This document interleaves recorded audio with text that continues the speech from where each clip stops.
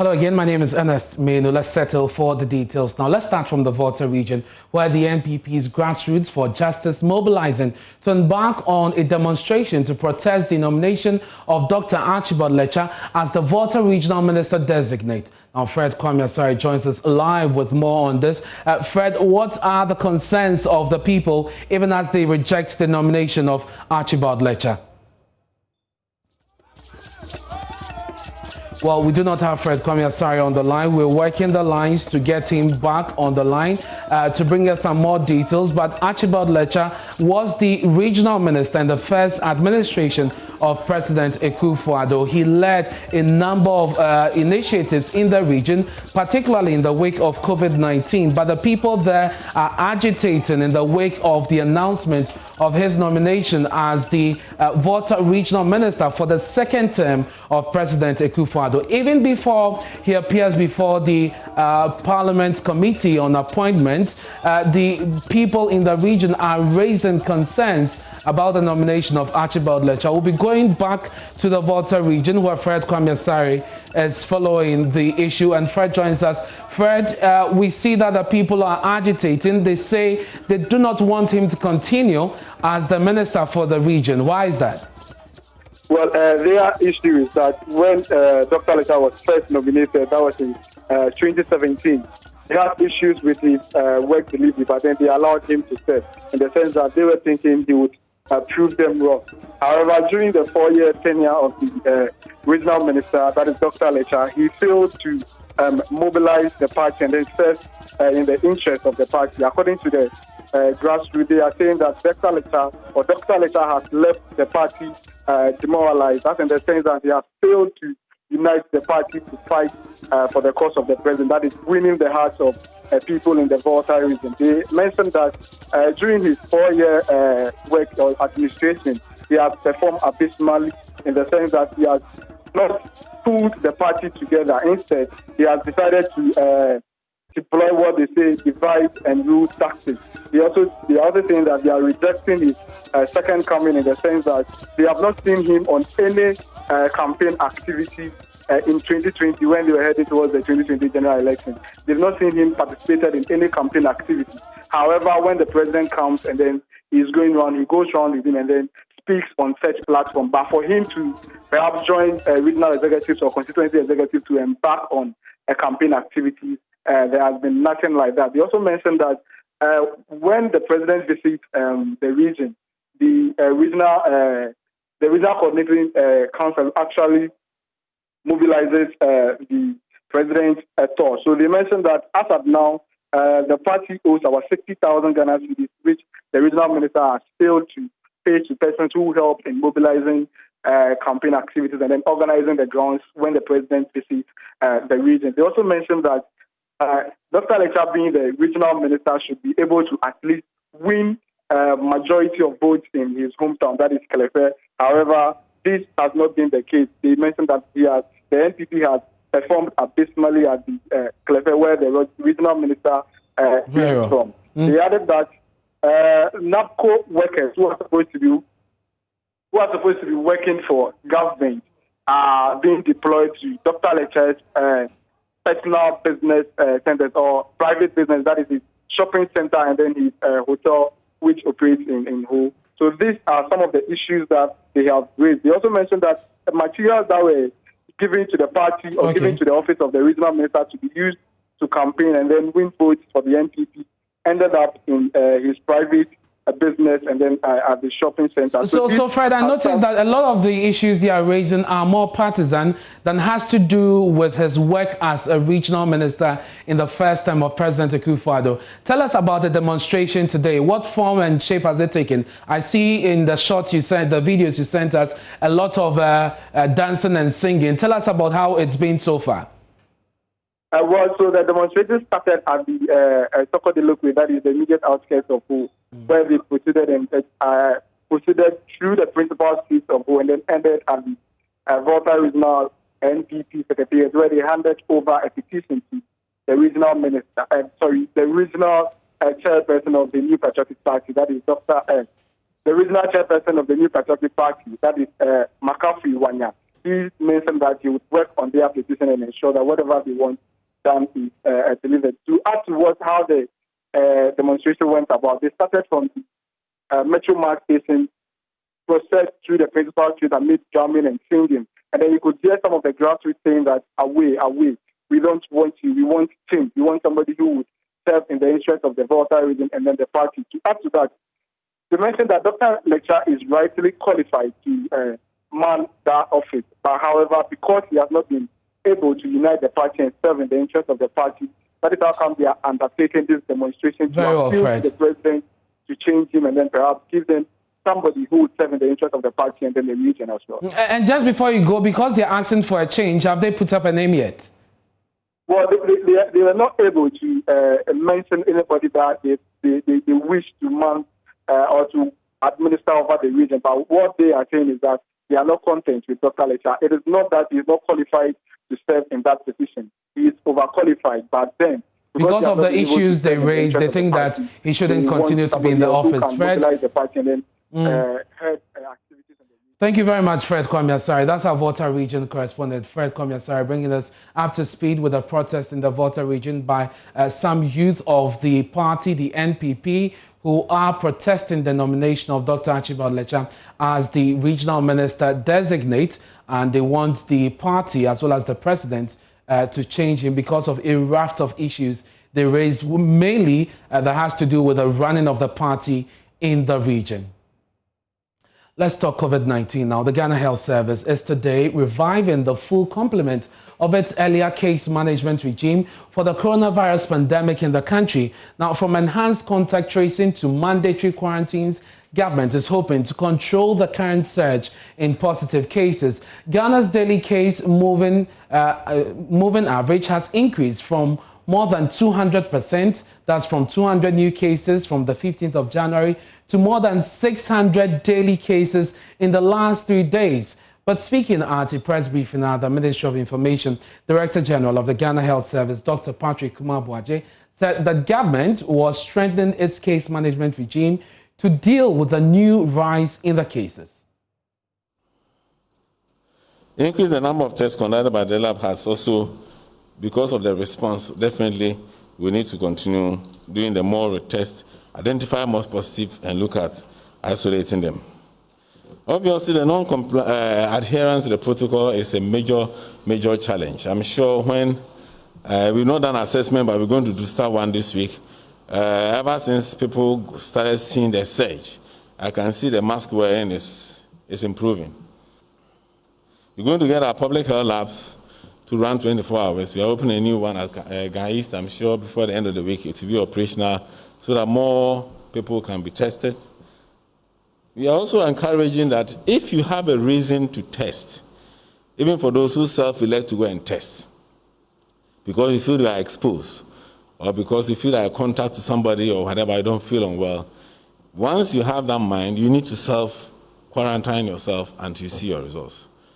And that is part of an important protecting your own family and everybody else. So it's very important that once you decide you have a reason to test, you self-isolate until your results come in.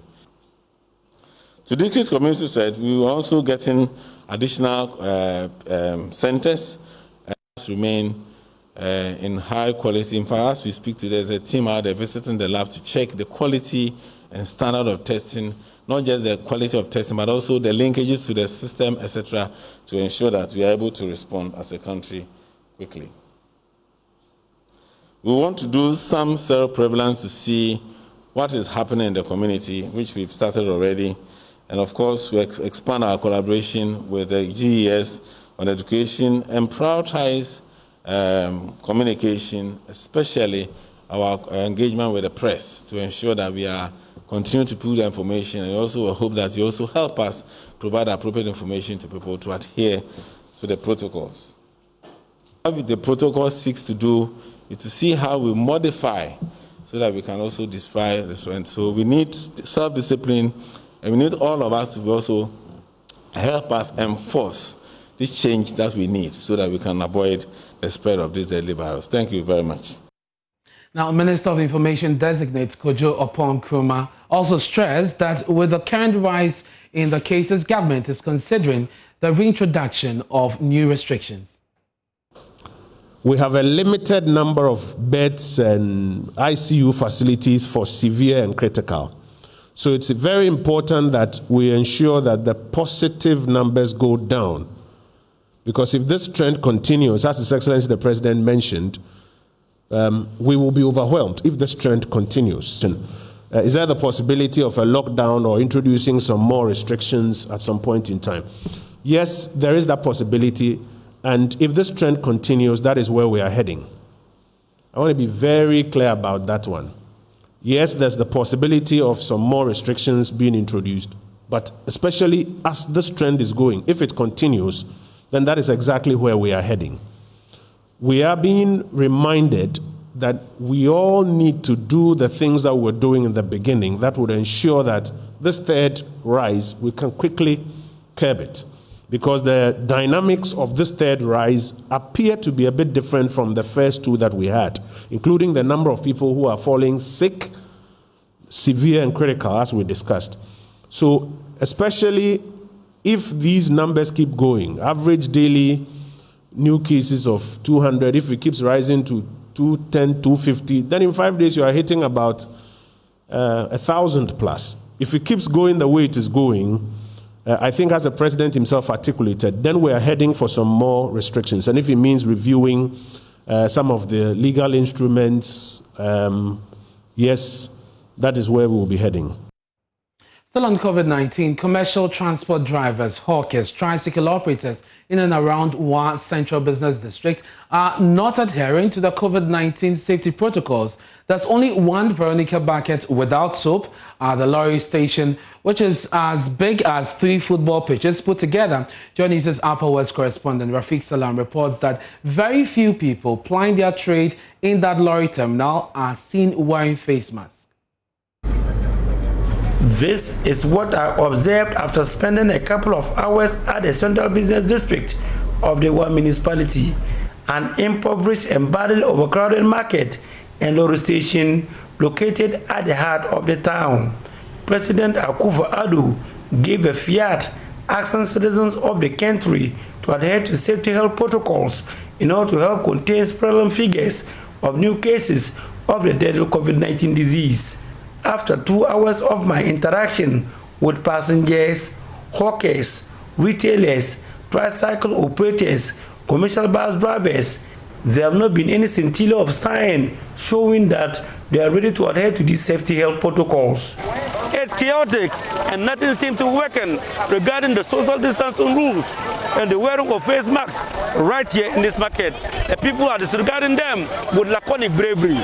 Whereas more, some ignorantly and arrogantly poo-poo the existence of a disease that has claimed the lives of 4 persons, infected 161 persons, with 38 of them being active and 1 in critical condition in the region. You know it's against the law for you to be in a public place without wearing nose mask. No, that's Corona is not there in Ghana. It's against the law to be in a public place not wearing nose mask. No, the people wearing nose mask, they know the Corona. We don't know the Corona. What is the meaning of Corona? We people know. What disease are you referring to? When one gets small fever, you call it Corona. Okay. Tendana fed Port effusions with this tricky explanation of why they are unmasked. My work is to start to call people to join the buses. How do I do it when I'm wearing nose masks? Even the people who are expected to enforce the laws here are the very people flouting them with impunity. Mohamed Saka works here as a guard for the Ghana Private Road Transport Union, GPRTU. Why you not wearing nose mask? Somebody who's supposed to put law and order here. That's what I'm saying. I was having one, but it's dirty. I didn't wash it. I wanted to come and buy one again. Here's the market, you can buy one, but you're not wearing. I am going to buy one straight away. Now that you are the one who's supposed to be the law enforcer here and you are not wearing, what do you want others to do? Okay.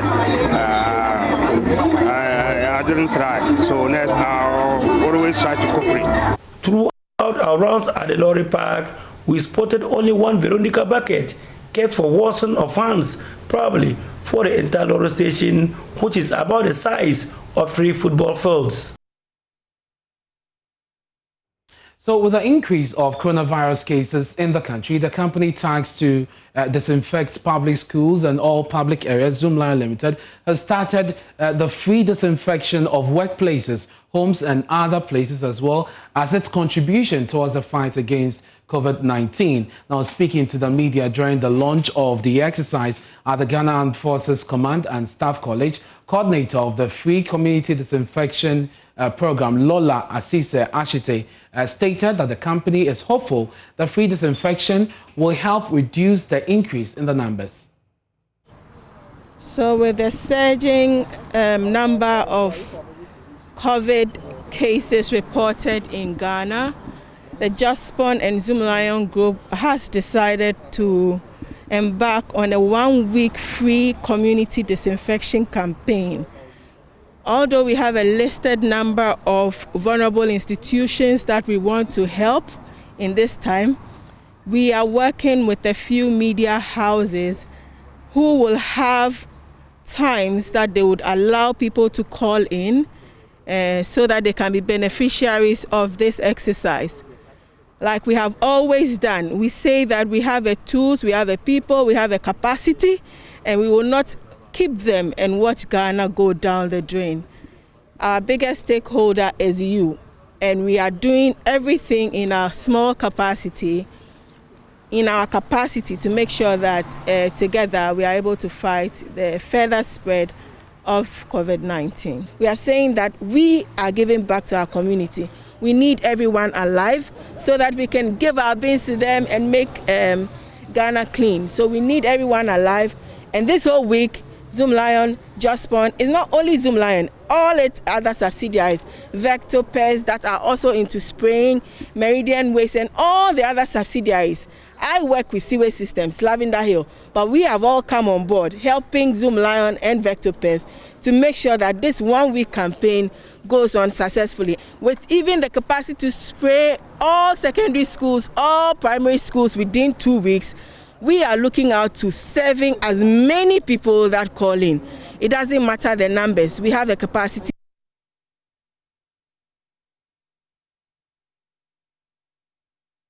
Now, away from COVID-19, members of the University of Ghana branch of TEU is continuing the defiance of the directive from its mother association to halt the strike after a meeting with the Ministry of Employment and the Fair Wages and Salaries Commission.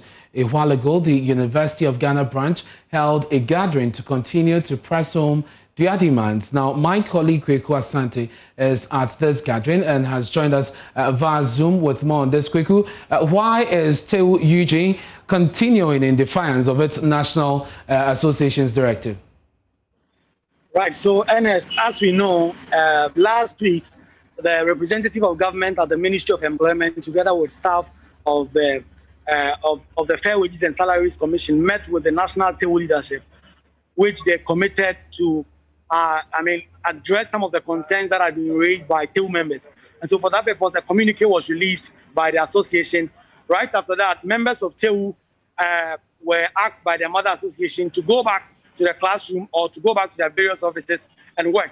And so it was expected that the industrial action was over. But this morning, TEU has been speaking. They are saying that TEU University of Ghana branch, for that matter, is defying the national directive. And they are saying that government's decision to not pay them the 18% on basic allowance is not something that sits well with them. And so until 18% is paid to them, they are not going back to the classroom. And then today, something happened. They read a letter, a communique from the office of the president, saying that their government is willing to pay them 8% of the non-basic salary allowance. But the members are still saying that 8% is woeful. It's far short of the 18% that they are demanding. And so until government pays them 18% of the non-basic allowance, as well as other issues they raise, including their risk allowance and also other conditions of service, they are not going back to their workforce. And so if you take a tour around campus, you will realize that a number of TEU workposts is left empty. There are no workers at post. Campus is a bit dirty. You would see a lot of refuse down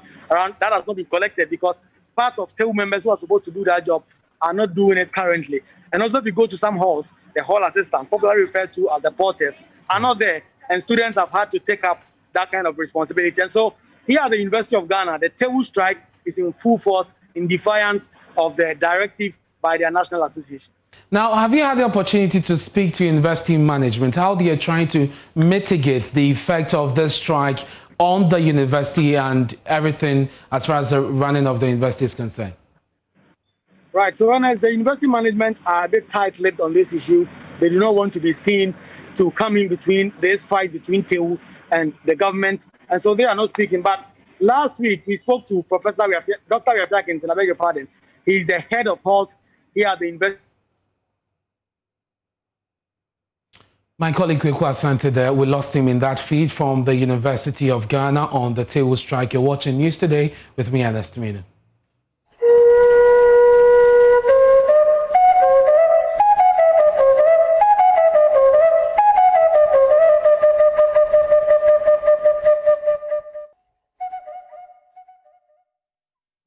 Former Finance Minister in the Aswa Rawlings administration, Professor Kwesi Botcher, says the principles of probity and accountability espoused by Jerry John Rawlings should now more than ever cause a reawakening of the nation. The longest-serving finance minister is among hundreds of NDC members who trooped into the Accra International Conference Center today, where the body of the former president has been laid in state as preparations for his burial get underway. For the nation, JJ was such a huge figure in our whole political scene. And as I said in my tribute, you know, when a man attains such a huge stature, we get very used to it and imagine that somehow the laws of biology wouldn't work with him. So, but it is sad that it happened, and happened so suddenly. I think that the nation will remember him as someone who was so dearly loved, especially by the ordinary man who saw in him someone who really spoke for the ordinary person, and someone who provided leadership, very critical leadership, at a time when the nation was almost literally on the brink of total social disintegration, and provided leadership, especially in the area of economic policy transformation, and leadership in helping us take decisions that needed to be taken, even though they were painful and cost him some political,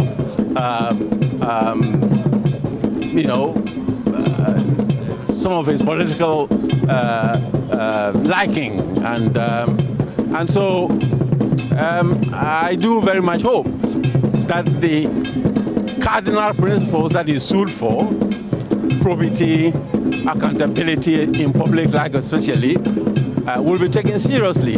These are all values that it would appear are being eroded with time, but I hope that this will provide a certain reawakening of the whole nation to appreciate, you know, the true values of the probity and accountability that he so much cherished. And we'll bring you more from what is happening at the Accra International Conference Center. We've got our cameras there, our reporters also on the ground. We'll bring you up to speed. But right now, let me take you to the family home in the Volta region, where correspondent Ivy Setoji is monitoring events there for us. Ivy, describe to us the mood in the family house right now. Well, here at the family house, there's not much going on. Actually, we have a few family members around planning the funeral here. We understand there is something they are going to do tomorrow. They have a wake up tomorrow evening, and then on Wednesday too, they will also have a mini funeral, and then have a Thanksgiving service on Sunday. But then the grand funeral, according to Ishmael Kowu Agbuti, one of the leaders of the family that I spoke with, they will have the grand funeral right for the Anglo State in February. That is next month. So for today, as you can see, this is the family house. a few people are gathered. They are coming in and out and planning what will happen tomorrow evening and then on Sunday. Ivy, when the news broke, the news about his death broke, you were there, you spoke to people in the town as well. Tell us about the mood in the town and how people are now reacting as we inch closer to the final funeral rite of the late former president. Well, it's a sad moment in the area. People are of the view that the late president should be brought home, at least for some rituals to be performed. Okay, so because this thing is not happening, a lot of people are not happy with the issue. They are not happy of the fact that their son, who was a chief, Togbini Fafafia of Ahmo, was not brought home. So not much is happening in town. A lot of people are in their homes or workplaces. You see some of them sitting down talking about it. It's been a topic all this while in the area about the inability of the authorities or the family. So it's a sad moment. And this time, even though you not find a lot of people, as yes, they are having foreign liberation in the family house to signify that something is happening. And that is part of the ritual currently pouring of libation here at the Agboti family house. Ivy, thank you very much for bringing us update from the home of the late former president in the Volta region. And as I indicated, we are also live at the Accra International Conference Center. We'll take you there for what is happening. The filing passed currently for the public, but we've also got our reporters on the ground who will be speaking to some known political personalities, and we'll bring you those interviews and all that is happening here on the Joy News channel. Now, from cash crops to food crops, it's a show that covers everything farming. The Joy Prime channel has introduced a new show to celebrate farmers and give insight to best farming practices. Now, the Ghanaian Pharma TV show airs every Monday at 2:30 p.m. Here's an excerpt of today's show.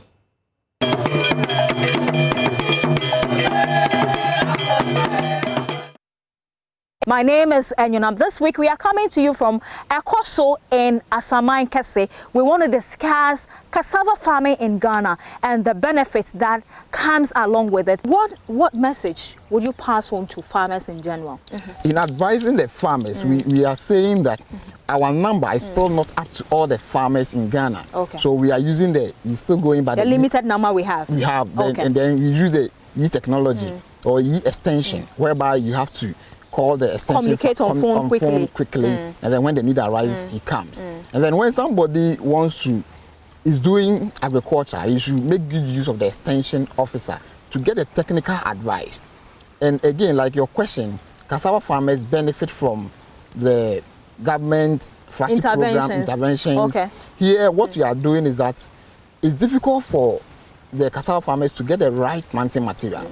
So our department, we go into multiplication of the cassava planting materials for the farmers. So our department cultivates large acres of cassava. When we do that, we coppice or we cut the sticks and distribute to farmers. To other farmers, okay.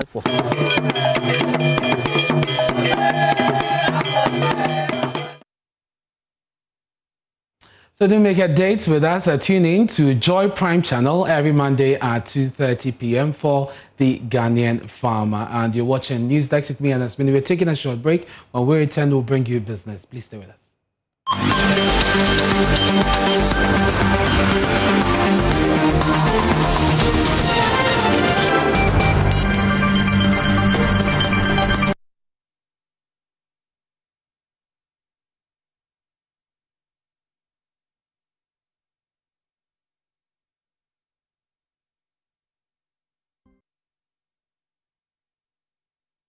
Thanks for staying with us. Now, ratings agency Moodys has re-emphasized that credit stress will persist in sub-Saharan Africa, including Ghana, amid bumpy economic recovery. However, the situation will be worse in certain economies such as Nigeria and South Africa, where fault of loans will be high. Since the emergence of coronavirus pandemic, Ghanaian banks have reviewed their credit policies in order not to incur high non-performing loans. Aurelien Mali is a member of the Moodys Sub-Saharan Africa Risk Analysis team based in Dubai. I think it's the right question. 2021, we should see a rebound in growth, but it will be mostly due to the base effect of the comparison with 2020, where you had lockdowns and very low growth. So this number should be taken with a pinch of salt, because the true answer to the strength of the recovery will really be answered by the 2022 growth numbers. Keep in mind also that this economy have a very large informal sector, and we are still not sure how badly they have been affected by the coronavirus outbreak and the global recession that was associated to it. So that element in itself is very important.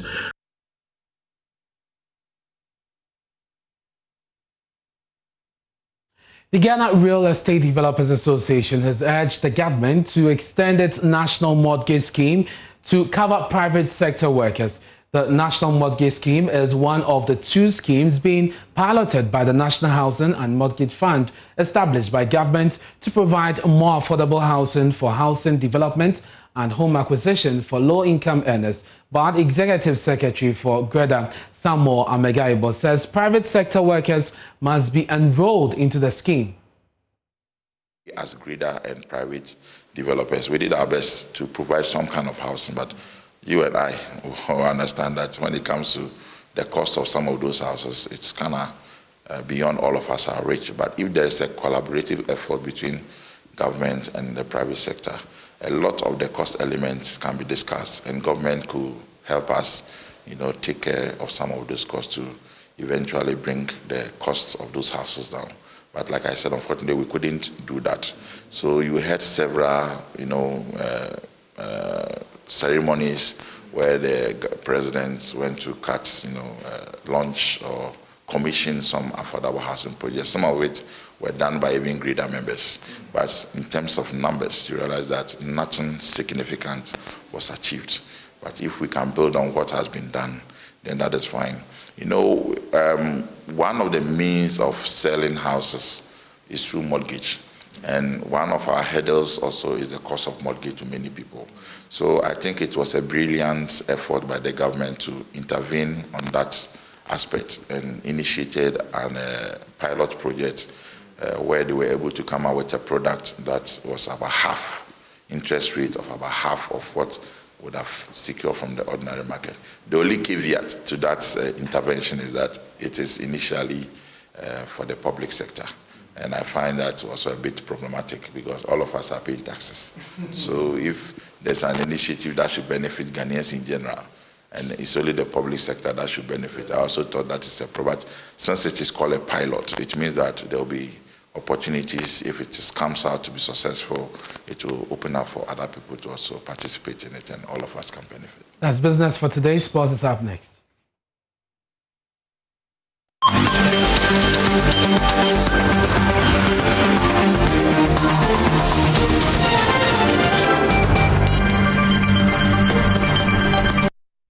Good afternoon, welcome to Showbiz here on Joy News. In hours after news broke that gospel musician and prophetess Cecilia Malfoy has prophesied to colleague musician Joyce Blessing, social media users have taken to their platform to express their opinion. The alleged prophecy, which included an order from the prophetess to the musician to return to her husband, took place in the full glare of patrons who attended a Thanksgiving service organized by Unity Group of Companies. While ministering on stage, Cecilia Malfoy approached and snatched the microphone being held by Joyce Blessings. But many say the action is in bad state.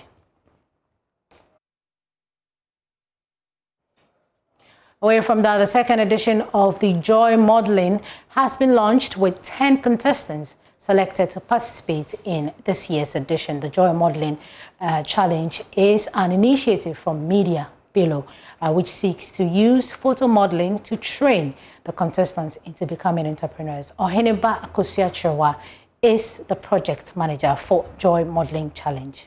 Basically, the Joy Model Challenge is about inculcating entrepreneurship skills in young people through all innovative ways. And one of the ways is using what they love, the makeup, the modeling, the pictures on social media. We believe it's ways where we can use them as a bait to get them and then train them or take them through processes that will help them or assist them to also have something on their fingertips and then boast off as entrepreneurs. So basically, the Joy Model Challenge is a platform where we believe that modeling has gone beyond just taking pictures and posting on social media. It's a whole business on its own, and we are poised to encourage these young ones to see it as a business whilst we help them through training and with the help of our sponsors as well. That'll be all for Showbiz here on Joy News Today. The news continues.